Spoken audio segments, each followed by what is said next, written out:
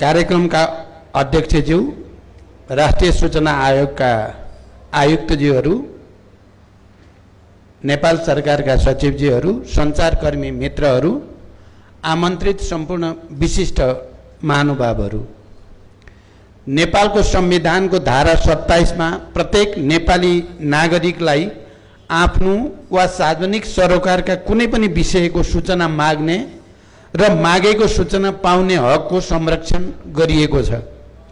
त्यस्तै सूचनाको हक सम्बन्धी ऐन 2064 मा सार्वजनिक निकायमा रहेका सार्वजनिक महत्त्वको सूचनामा नागरिकको पहुँच स्थापित गरिएको छ।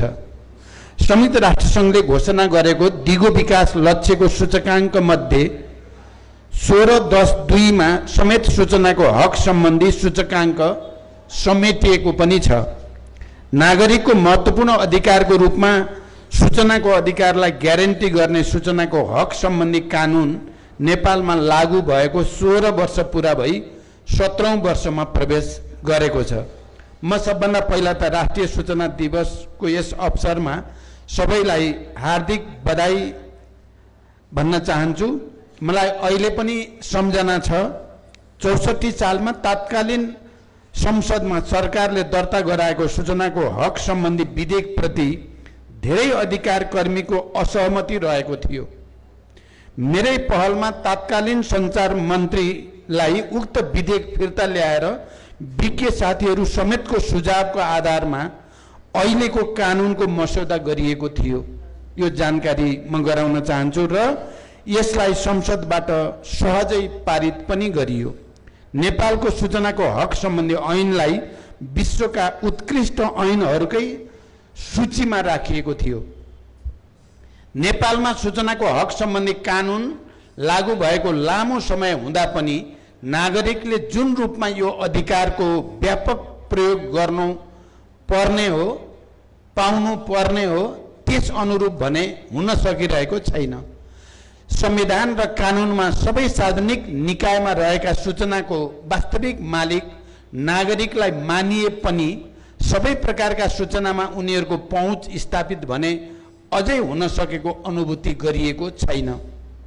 यसैगरी कानुन कार्यान्वयनमा सार्वजनिक निकायलाई अझै बढी जिम्मेवार र जवाफदेही बनाउनु पर्ने आवश्यकता पनि कायमै रहेको छ। खास गरी केही सञ्चारकर्मी र अभियन्ताहरूले सूचना माग्ने गरे तापनि आम नागरिकबाट जुन अनुपातमा सूचना मागिनु पर्ने हो त्यो अत्यन्त न्यून रहेको देखिन्छ। सूचनाको हक सार्वजनिक निकायमा सधैँ पहुँच पुर्याउन सक्ने केही सीमित मान्छेका लागि मात्रै पक्कै पनि होइन।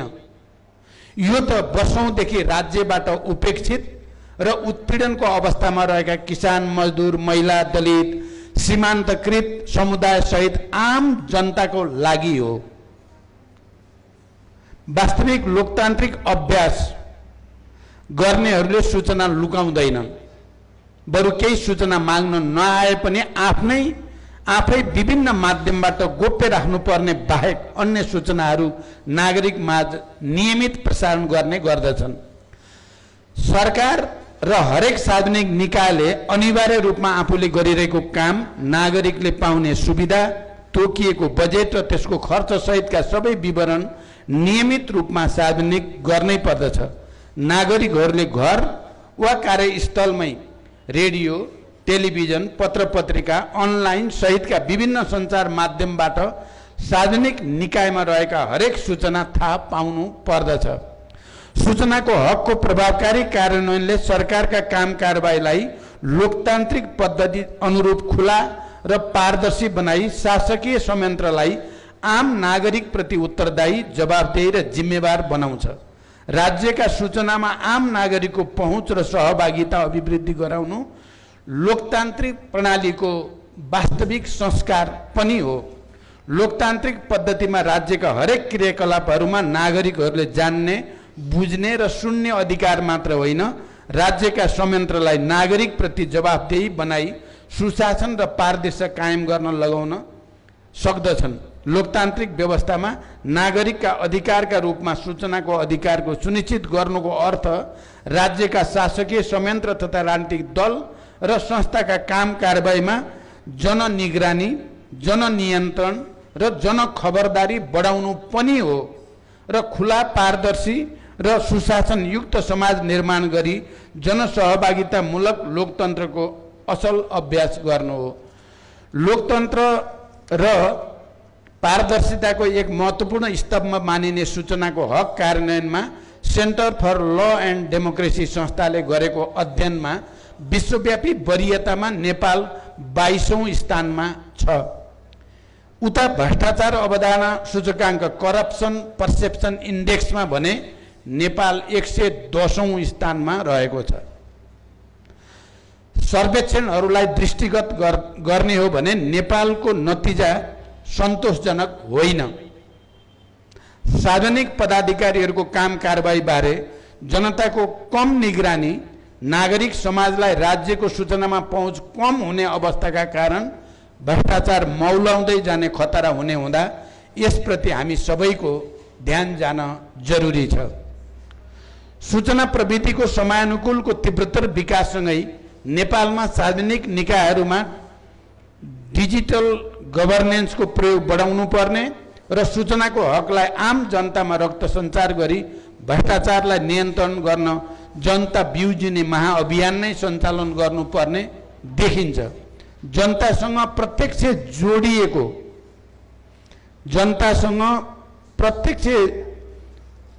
जोडिएको स्थितिले मात्रै अवस्थामा सुधार ल्याउन सक्दछ। यति बेला सरकार देशको समृद्धि र सामाजिक न्यायको पक्षमा दृढतापूर्वक अघि बढिरहेको छ। देशमा सुशासन कायम नहुँदासम्म समृद्धि र सामाजिक न्याय सम्भव छैन। अत भ्रष्टाचार जस्तो अपराधलाई उखेलेर फाली सुशासन कायम गर्ने सरकारको लक्ष्य हो। यसमा सबैको साथ र सहयोगको अपेक्षा गरिएको छ। हिजो भ्रष्टाचारले आक्रान्त भएका शासकीय क्षमता कमजोर भएका देशहरूले समेत आफूलाई सुधार गर्दै आर्थिक समृद्धितर्फ फड्को मार्दै गर्दा हामीले आफ्नो अवस्थाबारे गम्भीर रूपले सोच्न पर्ने भएको छ। हिजो राजनीतिक अस्थिरतालाई दुहाई दिँदै विकास समृद्धि सम्भव भएन भन्ने गरिन्थ्यो, तर अब कुनै पनि बहानाबाजी चल्ने स्थिति छैन। सामाजिक न्याय र समृद्धिको सोचलाई वास्तविकतामा रूपान्तरण गर्ने बेला भइ नै सकेको छ। अब हामीलाई रुमल लिने, एकअर्कालाई दोषारोपण गर्दै सराप गर्ने वा समस्याका चाङ खडा हुँदा पनि त्यसको समाधान नगरेर अवरोध गरिरहने छुट पनि अब हामीलाई छैन। मैले भन्ने गरेको छु, अब हामी सबै मिलेर यो राष्ट्र बनाऊँ, जनताको हितका बारेमा सोचौँ। राष्ट्रिय समृद्धिका लागि सरकार, सबै राजनीतिक दल, निजी क्षेत्र, नागरिक समाज सहित सबै सार्वजनिक निकाय गोलबन्द र एकताबद्ध हुन म यस अवसरमा विशेष आह्वान पनि गर्न चाहन्छु। हामीले सङ्घीय लोकतान्त्रिक गणतन्त्र ल्यायौँ, यो सामान्य दबावले आएको कुरा पक्कै पनि होइन। यसका लागि युद्ध र आन्दोलनहरू भए, लाखौँले सङ्घर्ष गरे, हजारौँले बलिदान दिए। यो हाम्रो गर्वको इतिहास हो। तर देशको रूपान्तरणको विषय यहाँसम्म सीमित गर्दा मात्र पुग्दैन। हामी समाजवाद उन्मुख दिशामा छौँ। हामी व्यवस्था परिवर्तनका संवाहक बने पनि जनताको यथार्थ अवस्थामा परिवर्तन नल्याउँदासम्म सामाजिक न्याय र समृद्धि पनि प्राप्त हुँदैन। दूर दराजका किसान र श्रमिकले महसुस गर्ने गरी हाम्रा प्रशासनिक संयन्त्रहरूलाई जनता सँगसँगै हिँडाउने सहभागितामूलक सेवामुखी संरचना रूपान्तरण गर्न जरुरी छ। अनि मात्र राज्यमा असल लोकतन्त्रको अभ्याससँगै सुशासन र पारदर्शिता कायम गर्न सकिन्छ। वास्तवमा राज्यका सार्वजनिक निकायबाट भए गरेका काम कारबाहीका सूचना माग गर्नै नपर्ने अवस्थाको सृजना गर्दा यसबाट सरकार र जनता बीचको विश्वासको वातावरण पैदा हुन्छ भन्ने कुरा सत्य हो। वर्तमान सरकार सुशासन प्रवर्धन गर्न सूचनाको हकको कार्यान्वयनको लागि प्रतिबद्ध सैद्धान्तिक रूपले रहेकै छ।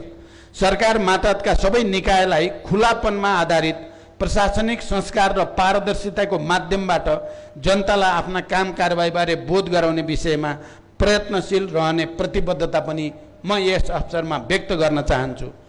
म प्रधानमन्त्री भए लगत्तै त्यस अघिको सूचनाको वर्गीकरण सम्बन्धी प्रस्तावमा यहाँहरूको गुनासो रहेपछि त्यसलाई स्थगित गरी सूचनाको हक सम्बन्धी कानुनलाई कमजोर नहुने गरी वर्गीकरण गर्न निर्देशन दिएको यहाँहरू सबैलाई अवगत नै छ। यसै वर्षदेखि कक्षा 8 को पाठ्यक्रममा पनि सूचनाको हक सम्बन्धी विषय समावेश गरिएको छ। यसका अलावा सरकारले सूचनाको हकको कार्यान्वयनको लागि विभिन्न संरचनागत संयन्त्र र कानुनहरू निर्माण गर्ने तय गरेको छ। सूचनाको हकलाई कार्यान्वयन गराउने महत्त्वपूर्ण संयन्त्र सूचना आयोगलाई अझै बलियो र सशक्त बनाउनु पर्ने महसुस गरी मेरै पहलमा हालै सरकारी भवनको व्यवस्था गरिएको छ। आयोगलाई अझ सशक्त बनाउन यसको संरचनात्मक सुधार आवश्यक छ भन्ने महसुस मलाई भएको छ। यसका लागि आयोगलाई सरकारका तर्फबाट अन्य आवश्यक सहयोग साधन स्रोतको सहयोग समेत यसमा पर्दछ दिलाउन पनि म प्रतिबद्धता व्यक्त गर्दछु। राज्य संयन्त्रका सूचना विवरण तथ्य र तथ्याङ्क सङ्कलन र अध्यावधिक गर्ने कार्यलाई समय सापेक्ष प्रविधि मैत्री बनाउन पनि त्यत्तिकै आवश्यक छ। देश सङ्घीय गणतन्त्रमय भए तापनि समयानुकूल पुराना कानुनहरू संशोधन नहुँदा त्यसको प्रत्यक्ष असर सरकारको काम कारबाहीमा परेको छ। यसै गरी राज्यमा भ्रष्टाचार नियन्त्रणका पनि सूचना लिने मात्र होइन दिने संस्कारको विकास गर्न आवश्यक छ। सार्वजनिक निकायमा घुस, ढिलासुस्ती, गलत निर्णय, अपारदर्शी व्यवहार जस्ता विषयमा सूचना दिन उत्प्रेरित गर्न सूचनाको साक्षी संरक्षण सम्बन्धी कानुनी व्यवस्था गर्न पनि जरुरी भइसकेको छ। त्यस्तै विश्वमा भ्रष्टाचार नियन्त्रणको क्षेत्रमा प्रयोग भएको नयाँ प्रविधिमा आधारित ब्लकचेन टेक्नोलोजीको पनि हामीले अध्ययन गर्न आवश्यक छ। अब सार्वजनिक ओहदामा रहेका हरेक व्यक्तिको सम्पत्ति सहितका व्यक्तिगत विवरण गोप्य राख्ने प्रचलन हटाउन पनि कानुनी व्यवस्था गर्न जरुरी देखिएको छ। त्यसकारण म आजको यो ऐतिहासिक दिनमा यहाँहरू सबैसँग त्यसको निम्ति पहल लिन अनुरोध गर्न चाहन्छु। सरकारको तर्फबाट कोसिस भएको छ। यहाँ अघि मात्रै आज सम्मानित हुने सविताजीले पनि केही कुरा राख्नुभयो। म दोस्रो चोटि प्रधानमन्त्री हुँदा सूचनाको हक सम्बन्धी र सूचना आयोग सम्बन्धी मैले के गरेँ, वर्गीकरण सम्बन्धी कुरामा मैले के गरेँ र उहाँले दुईटा कुरा यहाँ यस सन्दर्भमा उठाउनु भयो। एउटा लाल आयोगको प्रतिवेदन सम्बन्धी कुरा या अर्को सचिव चाहिँ पनि झिकेको कुरा। म पहिलो कुरा त म त्यस खालका प्रतिवेदन सार्वजनिक हुनुपर्छ भन्ने पक्षमा सुरुदेखि नै छु र यो मेरो पालामा अदालत गएको होइन, यो पनि जानकारी भइराखोस्। अब के गर्ने भन्ने कुरा तपाईहरुको सुझावलाई म ध्यान दिन्छु, यो कुरा पनि प्रष्ट होस्। सचिव झिकिएको पनि मेरो पालामा होइन, यो कुरा पनि क्लियर होस्। कता कता मैले नै यसो गरेछ क्यारे भने जस्तो सन्देश जाला कि भन्ने डर भयो मलाई। मैले त्यसो गरेको छैन, बरु अहिले तपाईहरुले यो कुरा उठाएपछि मेरो ध्यानाकर्षण भएको छ। म यी विषयहरुमा सकारात्मक ढंगले नै हेर्छु। भन्न त मानिसहरूले धेरै किसिमका कुरा गर्छन्, तर लोकतन्त्रप्रति, पारदर्शिताप्रति, सुशासन र सामाजिक न्यायप्रति हाम्रो प्रतिबद्धता, मेरो नेतृत्वको सरकारको यो तेस्रो कार्यकालको प्रतिबद्धता अलि गहिरो छ। म सैद्धान्तिक, व्यवहारिक र भावनात्मक रूपले पनि मैले यो राष्ट्रको लागि राम्रो बाहेक अरू गर्ने मलाई छुट छैन भन्ने मेरो गहिरो विश्वास छ। सार्वजनिक महत्त्वको सूचनामा नागरिकको सहज पहुँच पुर्याउन, नागरिकको सूचनाको हकको सम्मान गर्न, कानुनले निर्दिष्ट गरेकै अवधिभित्र सूचना मागकर्ता नागरिकहरूलाई सूचना दिन, सूचना माग र प्रवाहको अलगै अभिलेख राख्न, सूचनाको वर्गीकरण गर्न, सूचनादाताको संरक्षण गर्न, सूचना प्रवाहकै माध्यमद्वारा आम जनतामा सुशासनको अनुभूति दिलाउन सरकार प्रतिबद्ध छ। र राष्ट्रिय सूचना दिवसको यस अवसरमा म सरकारी कार्यालय, राजनीतिक दल, गैर सरकारी संस्था, निजी क्षेत्र र कानुनद्वारा स्थापित सबै निकायले सूचनाको हक सम्बन्धी कानुनले निर्दिष्ट गरेको दायित्वलाई पालना गर्न अनुरोध गर्दै बिदा हुन्छु। धन्यवाद। अभिवादन।